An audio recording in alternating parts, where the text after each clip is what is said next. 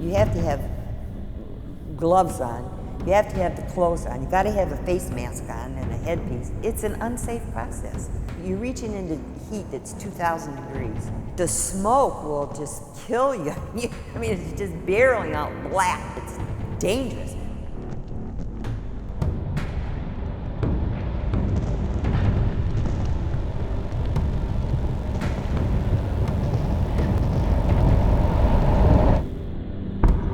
It's very, very hazardous. It's worse than smoking. I'd say it's worse than smoking.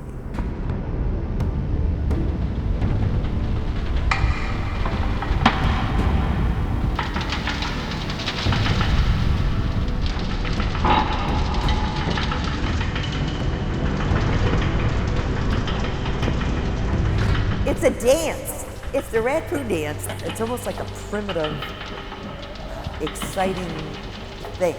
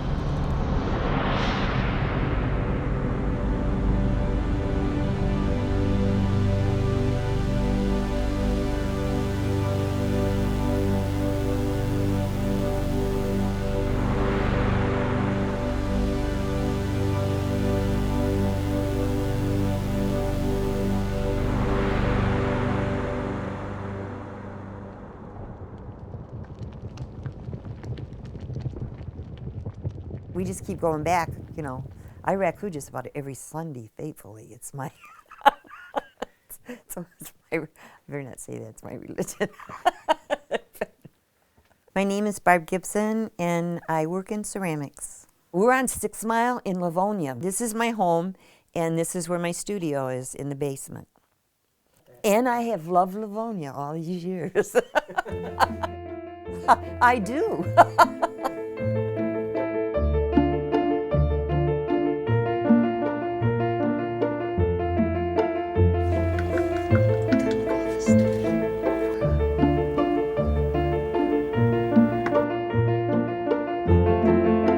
Clay is an amazing material because it responds to your touch. For me, I'm a process person, and I love a lot of process, and this gives it to me. Painting, for me, was too cerebral, so I didn't like painting. It's just a brush. I don't mean just a brush, but you have to know what to do with the brush. But it wasn't enough activity for me. So clay did that for me. It's constantly in a state of flux. It's wet, it's dry, it's bisqued, it's hard, it's an amazing material. These are different glazes. These are speckle glazes, and so I can go in there and later on when I want to use these, I can put them in and I can paint and go, I don't like that color with that. When it comes out green, I go, oh man, I hate this glaze. It's not that I hate the color. It's usually that I don't like it on clay for some reason.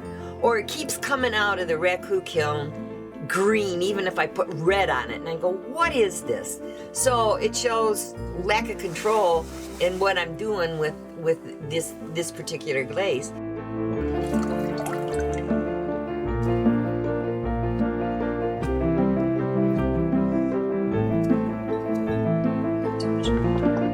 I make what I call fine art, funky art, just different things that I'm interested in, because I get tired of making the same dishes and pots. It's not as fun as designing and saying, oh, this will fit in this and this.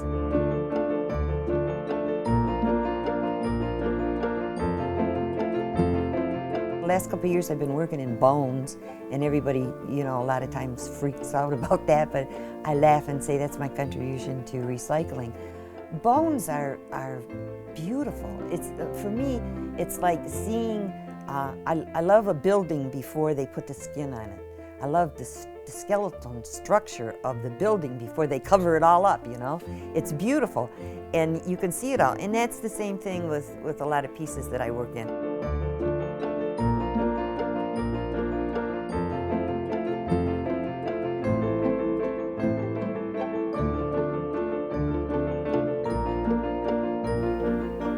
Having art as a part of my life has been probably the best therapy I could ever ask for. When I was first married and we lived in Dearborn Heights, I had a neighbor who was in hobby ceramics, and that's what drew me to clay in the end. But in the beginning, I worked in hobby ceramics, and I have to say, I loved it. I pursued it at an incredible rate. And then I went to work for the companies. I went to work for Mako, and I flew around and taught teachers techniques that I developed, and worked in underglazes and glazes. And hobby ceramics was gigantic, and so was the industry, the glaze industry. But these are different glazes. These are speckle glazes, and so I can go in there and go, oh yeah, that's the one I want, and then I need a pink underglaze or a deeper one to go with this, just for decision making. After a while, clay became I became so obsessed with it, and I thought, oh, I don't want to do hobby ceramics anymore. I want to learn how to throw. I want to learn how to throw on a wheel. The rhythm of throwing satisfied me, because it was like centering yourself. Because you would sit over that wheel, and as you felt the forms grow, it was like coming right out of your fingertips. I loved throwing. It was exciting. But after a while, I found that it didn't satisfy me anymore. And so I thought, oh, I think I'm going to go to school and learn, really get a degree in clay. And the chemistry of the glazes I didn't know. I knew how to mix the stuff, but I didn't know what they were and what they were about. So I said, I'm just going to go get the degree. But easier said than done. You know, I had to, before I could get into University of Michigan, I had to have a high grade point average. And so I went to Schoolcraft College, which I loved, and I spent 3 years there. You don't go to Michigan and just learn clay. You have to know fine arts, and so my degree is in fine arts. The temperature is hotter, and the numbers aren't negative anymore. They're just cone 4 is lower than a 5. Well, if you want it to be slip, you just add more water. Okay. So I have a bachelor's in fine arts from U of M and a master's in fine arts from U of M. So that was 7 years, and I loved it. I learned how to do many things in clay and firings. I couldn't do raku here at my house. I could, but it would require a tremendous amount because it makes a lot of smoke and and I had to. So now I do it at a guild that I belong to, and they have all that stuff, and I really love that.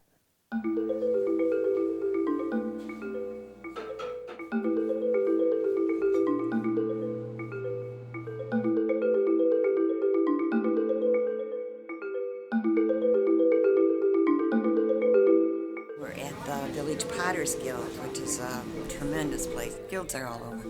And it's a place where, you know, students come in and people who don't want to invest in kilns and in large areas, and they just want to come and work when they want to work. So grouping together like that is nice too. So you have the members who keep the guild running and doing things, and then bring teachers in to teach.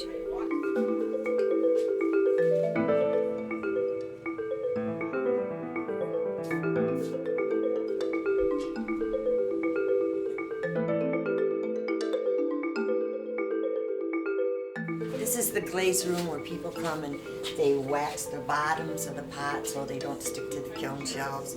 And all this area here, they get the glaze out, they roll it out, and they stir it up, and they dip their pieces. And here they bring it, and it's a drying room. This is where they keep all this stuff in while they're working on it.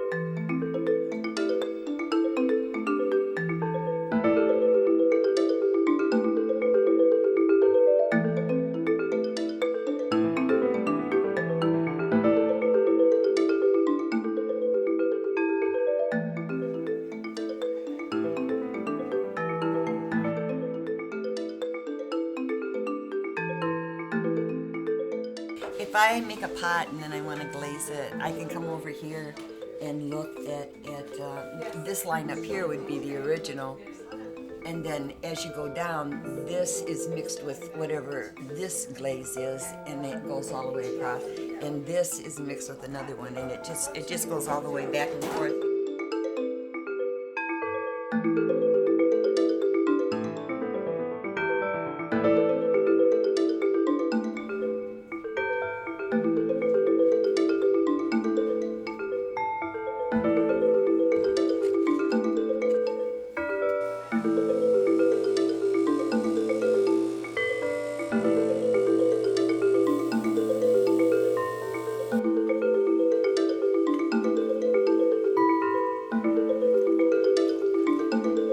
I think the biggest value is for new students coming in, they get to see other people working, you know, and that encourages them, and we all learn from each other.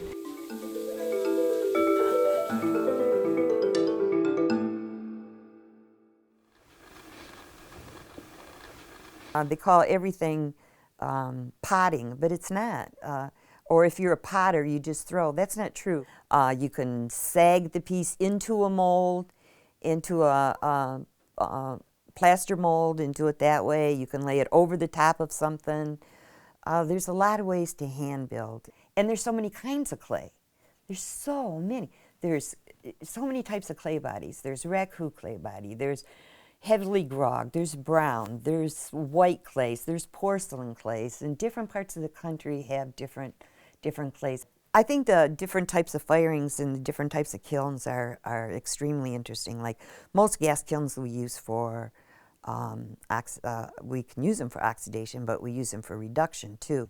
And then there's raku firings. The raku is a Japanese method of firing. You have to have protection, and so you have gloves, and you have a coat, and you have a face mask, and you take the pot out of the kiln and put it in a garbage can filled with strips of paper. Sometimes we use leaves, sometimes we use different materials, combustible materials, to make it catch fire, and reduction occurs, and it brings out the metallics and the glazes, and it's very interesting. Well, we're creating an atmosphere where we're going to starve the pot with no oxygen.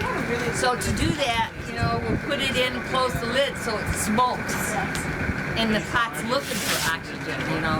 If I took that same glaze and put it in an electric kiln and didn't put it in reduction anywhere, it would be just glossy glaze. The goal of this one is that it'll turn out kind of white. It's like an off-white ivory with like a purple-pink blush. But of course I've just been informed that what I asked for and what I got are totally different things, which is much like life in general.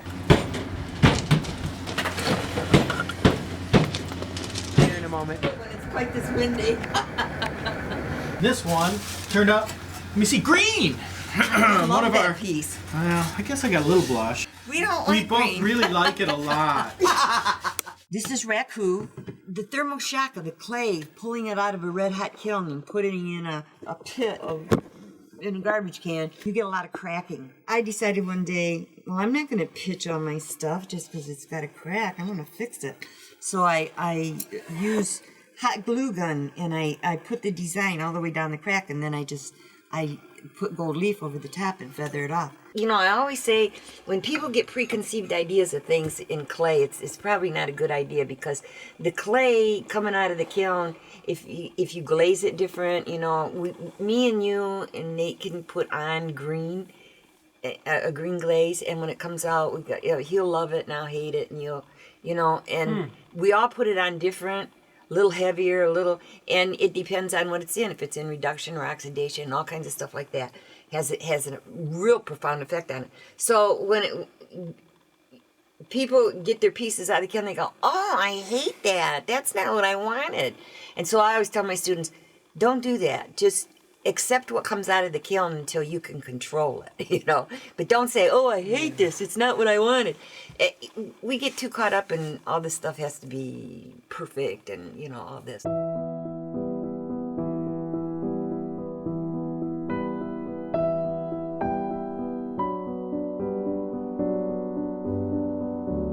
Well, what is real art? I mean, it gets so philosophical and so tied down with. I think it's for me. I like to see people grow and break out of their the mold, and get on with other things, you know. Some will call it art, some will call it junk, some will call it, you know, oh, you know, it doesn't need that, it doesn't need this. People have to consider the value of it. What can I do with this? And you don't have to do anything with it. It's just, you just have to look at it, you know. It's just there to look at, just like a piece of art.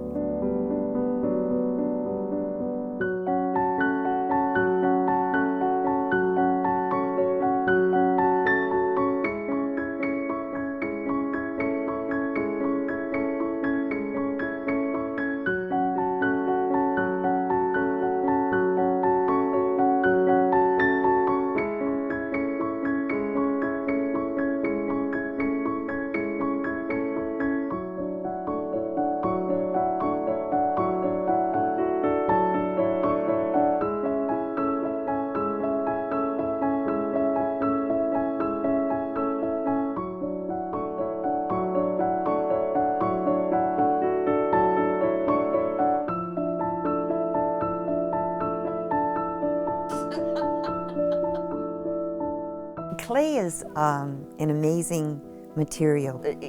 You can make it as complicated as you want, and you can make it as simple as you want. And that's why it is so intriguing to so many people. It's an amazing material.